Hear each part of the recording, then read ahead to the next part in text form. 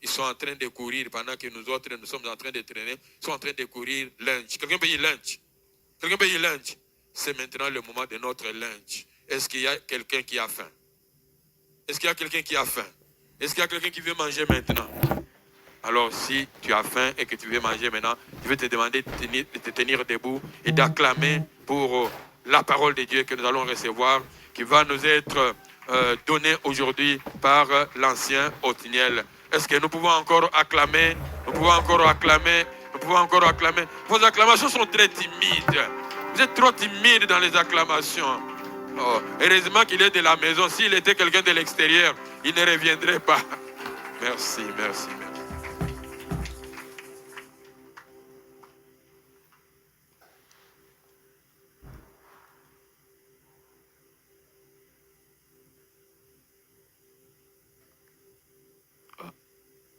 Amen. Avant de nous asseoir, on profite pour lire la parole. Et ce matin, nous sommes dans le livre de Marc. Marc c'est dans le Nouveau Testament. Juste après le livre de Matthieu, il y a Marc. Marc chapitre 10. Marc 10, 46 à 48. Marc chapitre 10, versets 46 à 48. Nous connaissons l'histoire. Je lis au nom de Jésus. Ils arrivèrent à Jéricho. Et lorsque Jésus en sortit avec ses disciples et une assez grande foule, le fils de Timée, Bartimée, mendiant, il faut juste souligner cela, le fils de Timée, Bartimée, mendiant, aveugle, était assis au bord du chemin. Il faut juste souligner. Il entendit que c'était Jésus de Nazareth, il faut souligner. Et il s'est mis à crier, « Fils de David, aie pitié de moi. » Plusieurs le réprenèrent pour le faire taire. Mais ils crièrent beaucoup plus fort, « Fils de David, aie pitié de moi. » Souligne juste, « Fils de David, aie pitié de moi. » Tendre Père, merci pour ta parole. Merci pour ce matin. Nous avons encore toutes choses qui vont se dérouler dans ce lieu en te sainte main. Toi qui avais dit au temps que tu parleras à ton peuple, parle à nos cœurs, parle à une personne dans ce lieu. Que ta parole puisse encore être une bénédiction pour nous en ce lieu, par le nom puissant de Jésus. Merci, prier. Amen. On peut s'asseoir. Merci beaucoup. Je rends grâce à Dieu pour le souffle de vie, pour l'amour qu'il m'a donné encore d'être là devant vous, et pour la force et pour la grâce que j'ai trouvée encore en ce lieu. Je dis merci à notre cher Père, le pasteur Richard, ainsi qu'à maman Christine, et à les hommes de Dieu qui sont ici en ce lieu. Que Dieu puisse vous bénir et bénir votre vie. Je rends grâce comme ça à toi qui est venu en ce lieu. Laisse que cette parole en ce lieu puisse être à toi seul, et que cette parole puisse être une révélation, une bénédiction pour toi et pour ta vie. Ce matin, j'aimerais nous parler d'un thème que j'intitule « Fils de David, aie pitié de moi. » Fils de David, aie pitié de moi. C'est le thème de ce jour. Comme nous connaissons déjà l'histoire, ça ne sera pas une répétition. Peut-être que ça va aider quelqu'un encore ce matin à comprendre ce que nous voulons dire. Et c'est la prière de cet homme du nom de Bartimée qui a crié à Jésus en disant « Fils de David, aie pitié de moi. » Il a fait sa prière et comme aussi nous sommes au temps de la prière, j'ose croire que la prière d'une personne sera exaucée en ce lieu. J'ose croire que la prière d'une personne va toucher les cœurs de Dieu. Ma prédication a pour objectif de démontrer la puissance de la prière fervente et de la foi persévérante. Je serai juste entre ces deux choses. Démontrer comment la puissance de la prière peut être fervente et de la foi persévérante. Parce qu'il y a des fois qui ne sont pas persévérantes. Car l'implication de la foi, c'est la persévérance. Et ce livre, là où nous venons de lire, ça nous relate l'histoire d'un homme qui était aveugle, le nom de Bartimée. Et là, il était aveugle, il était assis au bord du chemin, en demandant de quoi manger. Et Jésus passait par là, Jésus a guéri sa vie.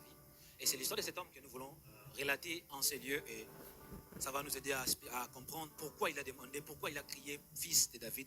Ça sera vraiment le but de ma prédication. Pourquoi il a crié « Fils de David, aie pitié de moi ». Pourquoi il peut crier comme ça? Il y a toujours une raison derrière nos prières. Il y a toujours une raisons derrière notre façon de penser. Et lorsque nous voyons fils de David, déjà, ça réfère à un roi qui était David, de l'autre côté. Et nous voyons aie pitié, c'est-à-dire quand on dit avoir pitié de, ou avoir pitié pour, c'est juste éprouver de la compassion pour quelqu'un. Ne plus faire souffrir quelqu'un, n'est pas trop exiger quelque chose de quelqu'un. Donc quand je demande la pitié, je demande d'avoir pitié de moi, c'est juste que je vais te faire comprendre que tu puisses avoir de la compassion sur ma vie. J'ai tant souffert, tu dois avoir pitié de moi, tu dois m'aider. C'est comme des fois nous voyons des itinérants qui marchent dans la rue, qui demandent de l'argent. Peut-être d'autres personnes, ce n'est pas de leur faute. Ils sont devenus itinérants, peut-être par les circonstances qui arrivent dans la vie. Ils sont en train de demander que toi tu puisses avoir pitié de lui. Souvent quand je rentre dans le métro, je vois une mère au niveau de Côte-Vertu, elle est assise sur une chaise roulante, elle demande de l'argent. Aidez-moi, je dois manger. Elle veut que tu puisses avoir pitié de lui. Lorsqu'on dit pitié, tout simplement, nous voulons aussi avoir de la compassion. Tel que toi, tu as compassion d'autres personnes, Dieu ce matin a provu le plan pour avoir compassion de ta vie. Dieu ce matin a provu le plan idéal pour avoir compassion de ta destinée. Et cet homme Bartimée, nous devons savoir le nom de Bartimée est tiré de l'araméen, de l'ancien araméen. Bartimée est composé de deux mots, est composé de Bar et de Timée. Bar qui veut dire fils, Timée qui veut dire honte. Donc déjà, cet homme, par sa vie, on peut déjà décrire, quand on dit Bartimée, on peut dire fils de la honte. Déjà par son nom, comme avait prêché le prophète Stéphane le dimanche passé, déjà par nos noms, on peut déjà déterminer notre destination. Souvent, plusieurs personnes, leur vie a été déroutée juste par leur nom, par la signification de leur nom. Ah, quel est ton nom? Mon nom c'est fils de la honte. Qui peut t'aider? Ton nom c'est fils de la honte. Et comme avait dit le prophète Stéphane, Jaébet avait prié, malgré son nom qui signifiait la douleur, mais il a dit non. Si c'est Dieu qui a permis que je puisse venir dans ce monde, a permis que je puisse avoir ce nom, c'est-à-dire qu'il y a un plan derrière mon nom. Et j'ai pris ce matin derrière ton nom que Dieu suscite un plan idéal pour ta destinée. Puis, Bartimée, le fils de Timée. Et ce livre de Marc, nous devons savoir, c'est parmi les livres qu'on appelle les livres johanniques, plutôt les livres synoptiques. Parce que dans la Bible, il y a 4 évangiles. On a l'évangile de Matthieu, de Marc, de Luc et de Jean. Ces 4 évangiles constituent les évangiles. Mais c'est séparé encore en 2. On a les 3 premiers évangiles qu'on appelle Matthieu, Marc et Luc, qui sont appelés les évangiles synoptiques. Ils sont appelés synoptiques pourquoi? Parce qu'ils ont une similitude.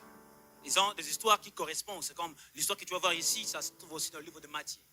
Matthieu, Marc et Luc sont livres synoptiques. Le livre de Jean est appelé le livre johannique. J'en parle plus qu'autre chose.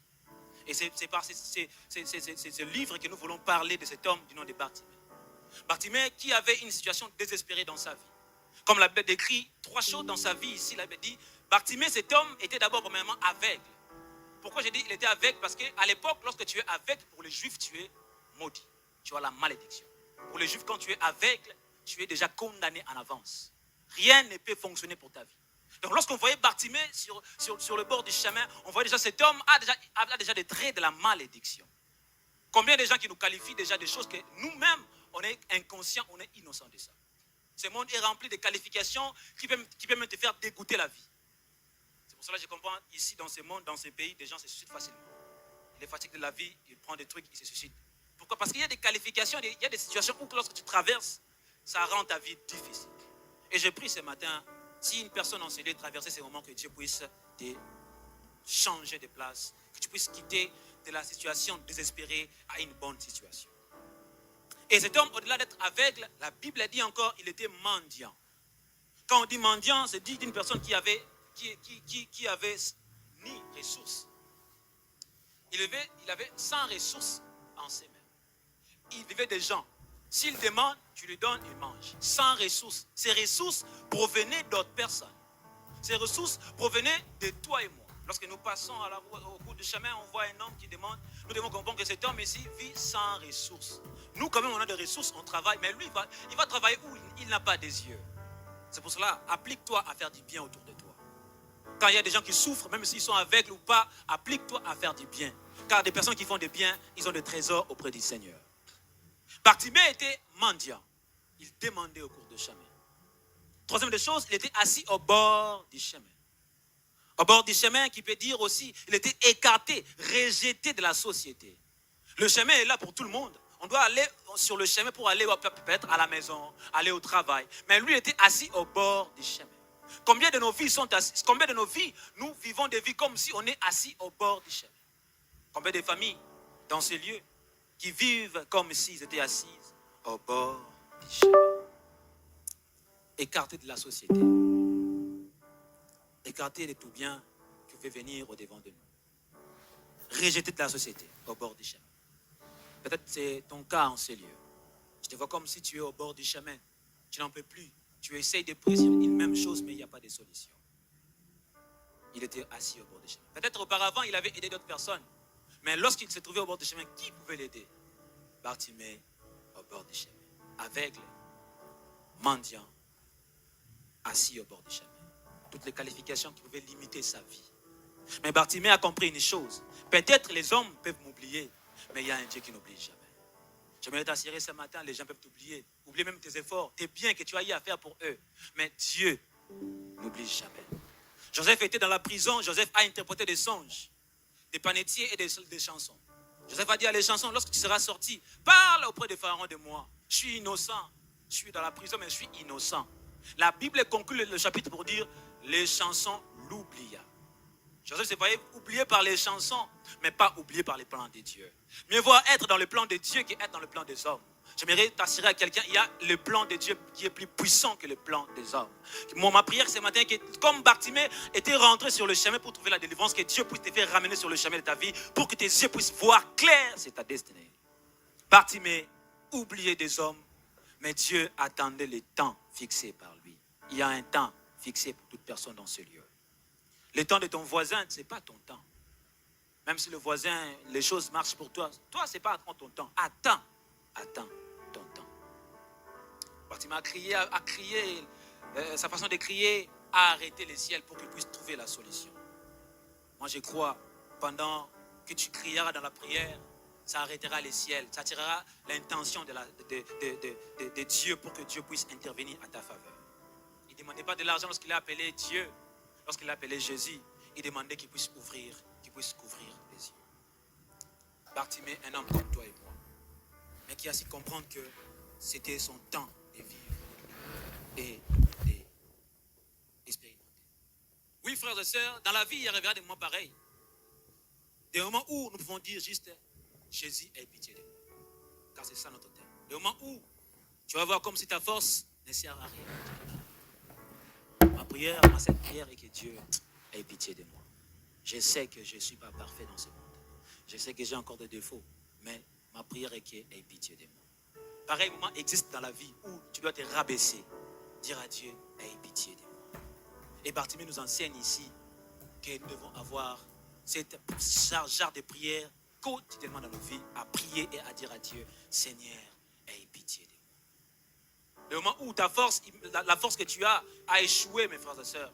Tu es à sec, il n'y a rien de bon qui sort en toi. Tu cherches les secours divins, c'est le secours divin qui reste pour toi. Et c'est le secours divin qui peut faire la différence pour ta vie. Et Bartimée avait compris, ça, c'est le secours divin qui passe devant moi. Je ne dois pas laisser le secours divin passer ici. Malgré qu'on lui disait, tais-toi. J'aimerais assurer à quelqu'un, quand tu pries ou quand tu cries, quand tu cherches une chose, le diable essaiera toujours de te faire taire.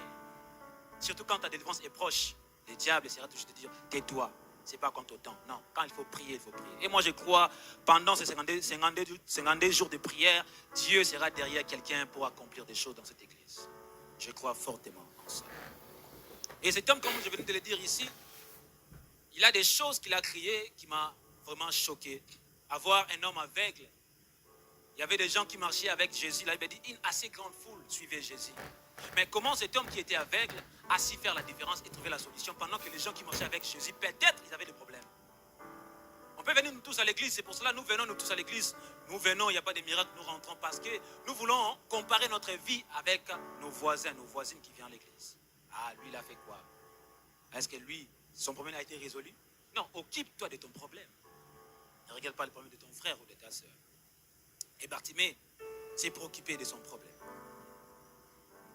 Bartimée s'est préoccupé de son problème. Et je me suis posé la question maintenant, pourquoi Bartimée a crié, Fils de David, aie pitié de moi? Parce qu'il entendait que c'était Jésus de Nazareth qui passait. Il y a une nuance là. C'était Jésus de Nazareth qui passait. Ce n'était pas fils de David qui passait. Pourquoi lui n'a pas crié Jésus de Nazareth, aie pitié de moi? 4 choses qui m'ont attiré, 4 choses qu'on va parler ce matin sur le cri de cet homme, sur la prière de cet homme. 4 choses que le prière de cet homme cache lorsqu'il dit fils de David, aie pitié de moi. Et ces 4 choses, peut-être c'est ton cas ce matin. La première des choses qui m'a étiqué, c'est juste, la Bible dit, il a entendu que Jésus de Nazareth passait. D'abord, le fait d'entendre, j'ai vite compris que la première des choses, il avait reçu l'information. L'information qui correspondait à son problème. Il avait reçu l'information. Ouais, il avait reçu l'information que Jésus de Nazareth passait. C'est par l'information, ça lui a permis de faire quoi? D'écrire. Une simple information, Bartimée a transformé cela à l'opportunité. Combien des informations que tu reçois dans ta vie chaque jour? Chaque jour. Ah, ça, c'est rien. Combien des informations que les chrétiens nous recevons chaque jour? On dit, ah, ça, c'est rien. Une simple information que tout le monde était là, qui marchait avec Jésus, n'ont rien fait.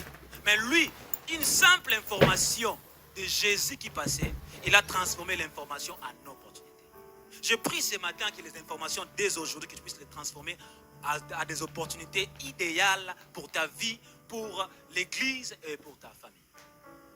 Il a transformé une simple information, mes frères et sœurs. Mais nous recevons des informations. On rencontre une histoire d'un homme qui travaillait dans l'entreprise. Il était venu chercher le travail, il était un diplômé, un haut gradier. Et on dit, mais s'il n'y a pas de poste, il dit, non, chef, même pour balayer, je peux le faire. Avec des diplômes comme ça, tu veux balayer? Ok. On lui montre, bon, tu vas balayer seulement ici. Les jours passés, et le chef en question avait un contrat qu'il devait envoyer le même jour. Mais ils sont venus pour saisir dans l'ordinateur et envoyer par les moyens de l'entasse courriel ou quelque chose comme ça. Par le bureau, quoi. Arrivant là, l'ordinateur ne s'allumait pas. L'ordinateur ne s'allumait pas. Il a appelé les TI, les responsables de l'informatique. Venez voir ici. Je dois saisir un truc ici. Mais l'ordinateur ne s'ouvre pas. Il y a quoi? Les gens là, licenciés, doctorats en informatique sont venus. Ils ont cherché rien. Mais il y avait un chrétien qui savait prendre l'information et les transformer en opportunité. Il y avait un chrétien là qui voyait, qui balayait. Le problème est que tu puisses d'abord entrer là. Et toute information qui passera là où tu travailles, là où tu marches, là où tu vis. Même dans l'église, comme le pasteur a dit, 52 jours de prière. C'est l'information qu'il nous a donnée, à nous tous. Mais tu vas voir, à la fin maintenant, qui va en bénéficier? C'est la personne qui sait transformer l'information en opportunité. Il avait reçu l'information, il a transformé cela en opportunité. Cet homme-là a juste fait quoi?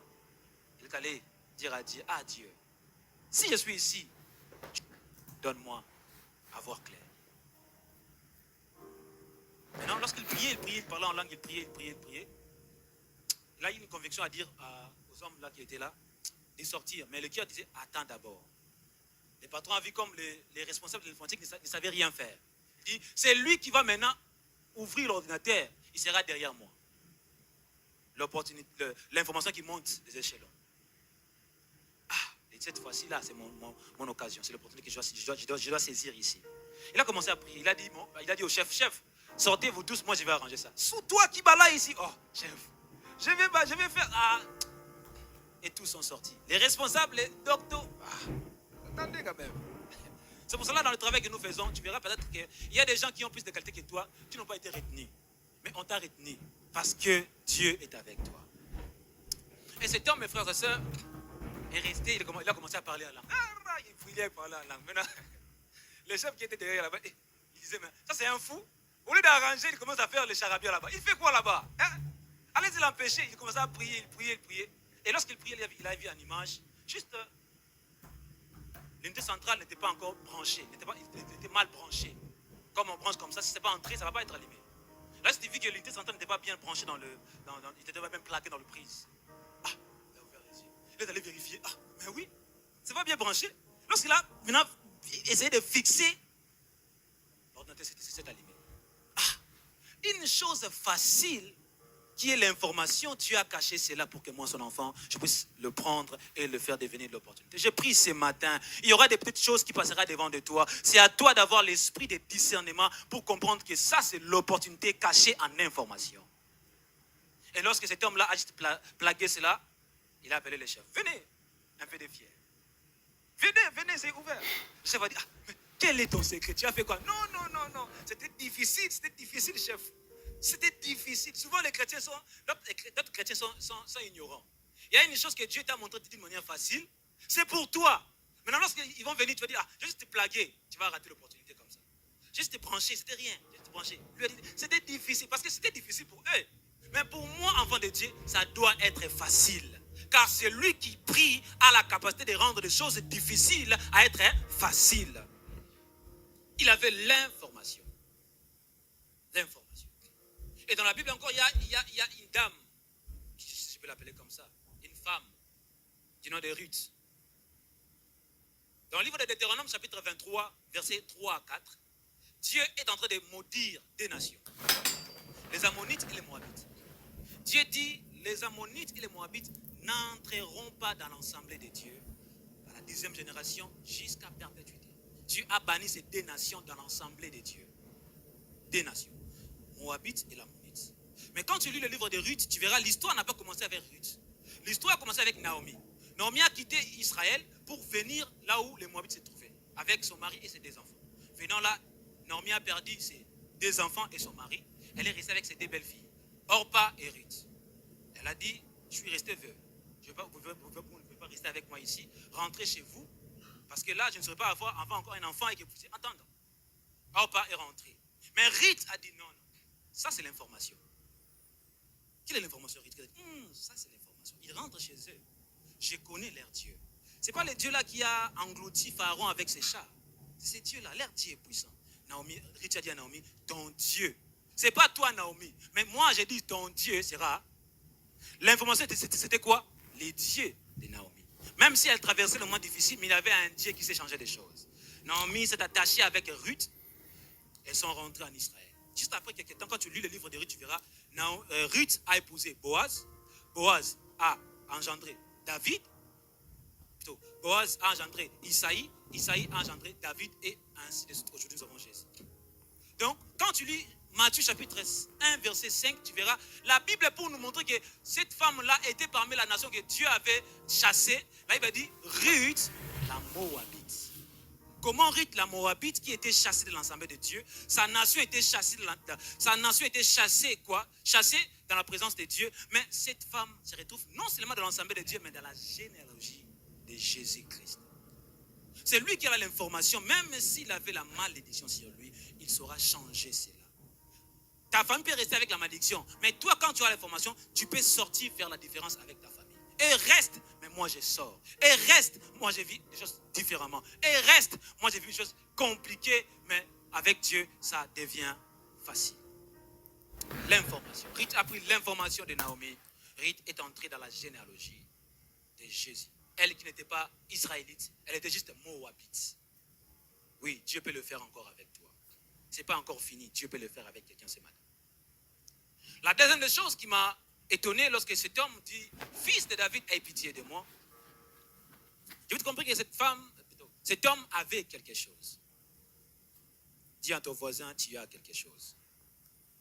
Répète encore, tu as quelque chose. Bon, si tu as le malheur d'être devant ta femme ou ton mari, désolé, pose la question, tu as quoi? Pose la question là-bas. Amen. Ok. Cet homme plutôt avait quelque chose. Qu'est-ce qu'elle avait? Qu'est-ce qu'il avait plutôt? Cet homme avait juste la bouche. On dit toujours, une bouche qui est fermée, c'est une destinée qui est fermée. Si ta bouche ne s'ouvre pas, ta destinée aussi sera aussi fermée. Il avait juste sa bouche, il avait quelque chose. La chose où toi et moi nous avons ça. Mais est-ce qu'on sait comment l'utiliser? Il avait juste sa bouche. Il avait quelque chose. Avec ce qu'il avait, il a commencé à l'utiliser maintenant pour trouver ce qu'il manquait. J'aimerais assurer à quelqu'un, le diable peut tout prendre, mais il laissera toujours quelque chose. Avec ce que tu as, tu peux récupérer ce que tu as perdu. avec ce que tu as aujourd'hui, en priant pendant ces 52 jours, tu peux commencer à récupérer petit à petit le terrain dont tu as perdu. Je prie ce matin la bouche de quelqu'un qui sera en train de prier, que Dieu puisse ouvrir des choses qui étaient bloquées. Il avait quelque chose. Maintenant, regarde ta vie, tu as quoi? Peut-être tu as des choses plus que lui. Mais lui, il avait quelque chose. Fils de David, aie pitié de moi. Il a utilisé cela pour appeler fils de David, aie pitié de moi. Il avait quelque chose. Vis-à-vis des chrétiens, nous avons des choses, mais nous négligeons cela. On a des talents, des dons, des compétences dans l'église, mais nous négligeons cela. Nous négligeons le mettre en pratique dans l'œuvre de Dieu. Mais cet homme avait quelque chose. Dans le livre de 2 Rois, chapitre 4, versets 1 à 7, la Bible raconte l'histoire d'une femme. La Bible dit la femme était mariée à un prophète, l'un des fils des prophètes. Le prophète était mort et la femme était restée avec la dette. Maintenant, les créanciers étaient venus récupérer la dette. Les créanciers venaient dire à la femme, je vais ma dette. Si vous ne donnez pas ma dette, je vais prendre vos 2 enfants et en faire des esclaves. La femme, vous savez, les femmes avec les enfants, les papas, les femmes avec les enfants, désolé. Hein. Les mamans savent aimer plus que les papas, hein. Désolé. Hein. Bon, nous sommes dans l'église, désolé. La maman a dit, qu'est-ce que je peux faire? Qu'est-ce que je peux faire? Qu'est-ce que je peux faire? La maman dit, non, je dois aller voir l'homme de Dieu. Peut-être l'homme de Dieu trouvera la solution pour moi. Elle est allée voir l'homme de Dieu. L'homme de Dieu, mon mari a laissé la dette et les créanciers viennent prendre la dette. L'homme de Dieu a regardé la femme, a dit, maman, toi tu viens chez moi, mais tu as quelque chose chez toi. L'homme de Dieu a posé la question, tu as quelque chose? Qu'est-ce que tu as à la maison? Moi je suis venu chez toi, toi tu me renvoies encore à la maison. Oui, et tu peux aussi trouver des miracles, même pas à l'église, même juste en sortant comme ça là. Même à l'église, c'est pour ça que ne limite pas Dieu. Partout où tu peux être là, s'il faut prier, il faut prier. Partout. Parce que cette femme, lorsqu'elle est venue devant l'homme de Dieu, c'est la prière qu'elle fait. Mon mari a laissé la dette, je vais trouver la solution. Partout où tu peux être, s'il faut prier même 2 secondes, il faut prendre le temps de prier. Cette femme, l'homme de Dieu lui a dit, qu'as-tu à la maison? Elle dit à l'homme de Dieu, j'ai juste un vase d'huile comme ça là, qui peut me servir pour m'embaumer ou pour faire d'autres choses dans ma vie. L'homme a dit, oui, c'est ça là, la chose que tu as là. Dieu va passer par là. Pars chez toi. Pars chez tous tes voisins. Demande des vases. N'en demande pas un petit nombre. Demande beaucoup de vases. Ferme la porte sur toi et sur tes enfants. Commence à renverser ces petits vases d'huile dans toutes les vases que tu vas prendre. Tu créeras les miracles. Elle a cru, elle est rentrée. Elle a demandé des vases. Elle a commencé à remplir des vases. Remplir des vases. Jusqu'au dernier vase, lorsqu'elle est arrivée au dernier vase, l'huile s'arrêta. Parce qu'elle avait quelque chose. Elle avait quelque chose. Bartimée aussi avait quelque chose qui lui a permis de récupérer ce qu'il manquait. La troisième des choses qui m'a poussé à accepter que cet homme avait raison de crier fils de David, parce que cet homme avait une autre révélation. Cet homme avait une autre révélation. Pendant que les gens disaient fils de David, pendant que les gens disaient Jésus de Nazareth, lui disait fils de David. C'est ça sa révélation. Pendant que tout le monde venait à l'église, mais une personne venait, ma solution est ici. Pendant que tout le monde venait, je pars je pars au travail. Une personne dit, ici c'est ma solution, c'est ma promotion. Il avait une autre révélation. Pendant que les gens appelaient Jésus de Nazareth, par rapport à leur révélation qui était erronée, mais lui dit, pour mon problème, ce n'est pas le Jésus de Nazareth qui doit intervenir. Pour mon problème, c'est le Jésus qu'on appelle fils de David qui doit intervenir. Dans chaque situation dans nos vies, il y a une révélation qui est attachée à nos problèmes. Le problème est que nous ne prenons pas le temps à examiner correctement nos problèmes. Nous ne prenons pas le temps à examiner correctement notre situation. C'est pour cela que nous voulons faire des choses comme tout le monde. Si tout le monde part à gauche, nous allons à gauche. Tout le monde part à droite, nous allons à droite. Non. À chaque problème, il y a une révélation cachée derrière ces problèmes. Lui, Bartimée, pour son cas, ce n'était pas le Jésus de Nazareth. Je le répète.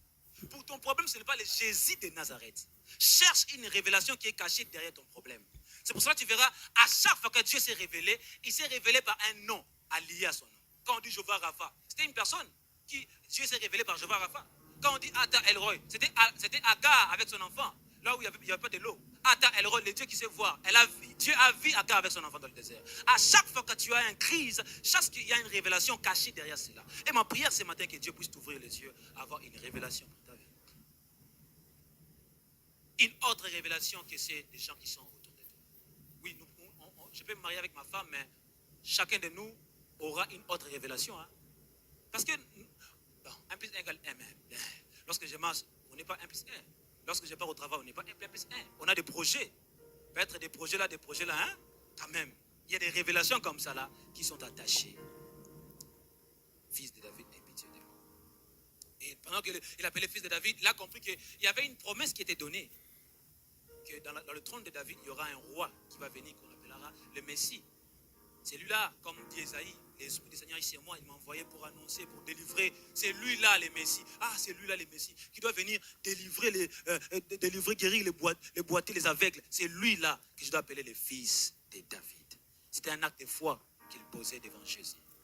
C'est pour ça que les gens disaient, tais-toi, toi, c'est pas fils de David, c'est Jésus de Nazareth. Oh, pour moi, c'est pas Jésus de Nazareth. Pour moi, c'est fils de David. C'est pour cela qu'il y a des gens qui traînent à l'église, on fait des 2 ans, des 3 ans, les choses ne marchent pas. Pourquoi? Ils ne cherchent pas une autre révélation. J'aimerais assurer à quelqu'un, en sortant ici, révolte-toi, change ta manière de prier, change ta manière de chercher Dieu. Même si on met dans le groupe, il n'y a personne pour prier avec toi. Cherche des gens pour prier. Cherche, ne passe pas ces 52 jours sans passer du temps à la présence de Dieu. Il y a des choses qui sont cachées derrière l'information, comme j'avais dit ici, l'information. Une autre révélation qu'il avait. Il a si le saisi. La dernière des choses pour conclure ma prédication de ce matin. Cet homme, ce qu'il a fait, au-delà d'avoir une autre révélation, cet homme a appelé Jésus à un nom qui rappelle à Jésus. Le nom qui fait rappeler à Jésus quelque chose. Fils de David, c'est le nom qui fait rappeler à Jésus quelque chose. Quelle est la chose? L'histoire remonte à l'époque où David était encore là. David avait été promis de devenir roi. Quand tu lis 2 Samuel chapitre 5, verset 6 à 8, tu lis 2 Samuel chapitre 9, verset 1 à 13, tu lis aussi Josué chapitre 15, verset 63, et 1 Samuel 14, 17. Tu vas le lire. L'histoire c'est quoi? David, Dieu lui a promis de devenir roi. Et Saoul maintenant avait un enfant du nom de Jonathan. Saoul avait fait l'alliance avec David. Tu vas aider ma postérité, on sera une alliance entre nous deux. Aucun de nous fera du mal à l'autre. Ok. Pendant que David fouillait son père, fouillait le père de Saoul qui voulait le tuer. C'est comme l'enfant du roi, fait alliance avec toi, mais toi, tu as été promis de devenir roi. Alors, lorsque Saoul et Jonathan sont morts, David maintenant venait récupérer le pouvoir pour devenir roi, comme la promesse que Dieu avait dit. Alors, lorsque David était en train de conquérir des nations, des villes pour devenir roi, il y a il y a cette patrie-là qui a dit à David, toi, tu n'entreras pas ici. Les Jébusiens, ils ont dit à David, toi, tu n'entreras pas ici. Même les aveugles et les boiteux t'empêchera de faire quoi? De rentrer. Ah, moi, David, les aveugles et les boiteux, juste pour dire que tu n'entreras pas ici. Ah, David, parce qu'il avait la promesse, il a fait quoi? Il a quand même entré, devenu roi. Et la loi a été donnée à cette époque-là. Les boiteux et les aveugles n'entreront pas à l'assemblée de Dieu ou à la maison royale. La loi a été donnée. Maintenant, qu'est-ce qui s'est passé? Lorsque David était là en régnant, il s'est souvenu de l'alliance qu'il avait fait avec qui? Avec Jonathan, que tu ne vas pas me faire de mal, tu vas garder ma postérité, et ainsi de suite. Il s'est souvenu, reste-t-il pas une personne dans la maison de Jonathan, de Saoul, que je vais faire du bien? Là, je suis devenu roi. La promesse que j'avais faite avec Jonathan, si c'est encore, parce que je suis encore en vie. Il a commencé à penser. Il y avait un homme, un serviteur de Tiba. Il y a David, il y a un homme, mon roi. Il y a un homme. Mais cet homme, roi, il a mis les mains. Mais cet homme est perclus de pied. Il est boité et boit. La loi, je vais donner la loi. Il rappelle à David, mais il rappelle aussi un peu de loi. C'est comme ça le monde. Hein? L'homme sait que c'est toi qui dois bénéficier là-bas. Roi, on cherche quelqu'un ici qui peut travailler dans cette poste ici. J'ai un frère dans l'église qui peut le faire. Hein? Mais ces frères-là, ces frères-là, toi-même, tout le monde te disait, ces frères-là, laisse les frères aller, laisse. Il y a des miracles comme ça, quand tu fais pour quelqu'un, ça transforme même quelqu'un. Il n'était pas, il devient chrétien directement. Parce qu'il avait dit, cet acte ici, ça m'a touché, ça m'a perdu. Il reste une personne roi, mais il est perclus de pieds roi. La loi dit quoi, roi? Quand la loi dit, c'est la loi. Amenez-moi lui, c'est moi la loi. Amenez-moi cet homme-là. C'était qui? Mephibosheth. Il était allé au débat loin là-bas. Il souffrait. On a amené Mephibosheth. Mais Mephibosheth pouvait craindre Dieu, pouvait craindre David. Parce qu'il était d'abord enfant de l'ancien roi, qui David pouvait le tuer. Mais à cause de l'alliance qu'il avait, David dit non, viens Mephibosheth, mange avec moi. Prends les terres de tes parents, les terres de Saoul, c'est à toi. Prends ça. David a commencé à donner à Mephibosheth juste à cause de l'alliance qu'il avait tissée. C'est pour ça que ne perds pas l'alliance que tu as avec Dieu. Ne perds pas aussi l'alliance que tu as avec le pasteur ou avec l'église. C'est aussi une alliance. Il y a des alliances avec Dieu et alliances faisant entre les hommes. Il y a aussi des alliances comme ça. David n'a pas fait alliance avec Saoul, mais il a fait alliance avec Jonathan. Il s'est souvenu de cela. C'est pour ça que tu verras lorsque Abraham, avant de recevoir la promesse, lorsque Abraham était là, lorsque ces trois personnes passaient près de lui, Abraham est accouru, a amené à ses hommes le pain, de l'eau. Ils ont mangé avant qu'ils puissent aller à Sodome et Gomorrhe. Ces trois anges-là. Ils sont mangés. Mais lorsque les enfants d'Israël, les années sont passées. Les enfants d'Israël dans le désert, ils ont commencé à crier, oh, on a faim. Dieu a fait quoi? Dieu a fait tomber la main. Vous allez voir que l'eau est sortie par Moïse. Moïse a frappé le rocher et l'eau est sortie. Ou a parlé au rocher, l'eau est sortie. Mais pour le pain est venu du ciel. Pourquoi? Parce que lorsque Abraham donnait à Dieu, Abraham lui-même a donné à Dieu du gâteau en main. Mais de l'eau, Abraham a envoyé son serviteur. Dieu a bien respecté le souvenir. Et c'est ça maintenant ce qui s'est passé. Le seul boiteux qui a été, le boiteux qui a brisé la loi, c'était qui? Mephibosheth. Passant de là jusqu'à la fin des temps, jusqu'à arriver à l'époque de Jésus. Je ne sais pas si dans la Bible, si j'ai mal lu, je ne sais pas si dans la Bible, on a encore guéri l'aveugle. Je ne sais pas. Si au temps anciens, ils ont guéri l'aveugle. Je ne pense pas. Jusqu'à arriver à Jésus. Bartimée, si j'ai bien lu la Bible, est le premier aveugle que Jésus a guéri. Le premier aveugle, selon les Écritures. Maintenant, pourquoi j'ai dit que Bartimée appelle Jésus le nom qui le rappelle? Parce que l'ancêtre de Jésus, qui était David, avait brisé la loi en guérissant qui? Le boiteux, qui était interdit. Mais c'était non. Le boiteux est qui? L'aveugle. C'est comme si Bartimée voulait rappeler à Jésus, vous avez notre dette. La loi était le boiteux et l'aveugle. Mais ton père, roi David, a guéri qui? Le boiteux. Mais maintenant là, moi, je suis l'aveugle qui est resté dans l'histoire. Je dois aussi bénéficier de cela. Les noms qui rappellent à Jésus. Je dis, arrêtez, appelez-lui. Oui, je me souviens. C'est pour ça qu'il devait persister, persévérer en criant, fils de David, aie pitié de moi. Parce que lui, il n'avait pas de tiba pour l'amener. Mais à la fin, il y avait quand même un tiba qui lui a amené. Lève-toi l'aveugle. Malgré on disait l'aveugle, lève-toi, il t'appelle. Il y a des noms comme ça qui rappellent à Dieu comme ça. Il y a des noms dans nos vies, mon frère. Lorsque tu prieras, tu dis, Dieu, à telle année, tu m'avais dit telle chose. C'est comme une promesse, tu rappelles à Dieu. Souviens-toi de lui. Lui a rappelé à Dieu. Les noms qui rappellent à Dieu. Il y a des noms comme ça, mes frères et sœurs, qui rappellent à Dieu. Que Dieu a une dette. Mais Dieu n'est pas un homme pour avoir une dette envers nous. Mais il y a des noms que lorsque tu pries, il faut faire intégrer cela. Il y a des promesses, quand tu pries, rappelle à Dieu comme Bartimée a rappelé à Dieu. Malgré qu'il était aveugle, mais il savait quand même l'histoire. Il dit, il y avait des personnes selon la loi qui ne devaient pas entrer dans la maison du roi. Mais Mephibosheth est entré dans la maison du roi. Donc moi aussi j'ai accès. Si à l'époque il n'y avait pas des aveugles et des boiteux, mais moi je suis le seul aveugle qui doit aussi briser cela pour d'autres aveugles qui vont venir après moi. C'est pour ça que tu verras lorsque Bartimée a réussi sa délivrance, a réussi à être ouvert les yeux, d'autres aveugles aussi ont bénéficié quoi? De miracles. Tu peux être celui qui va créer une nouvelle génération pour d'autres personnes derrière toi. Mais le problème est que tu dois payer le prix ce matin.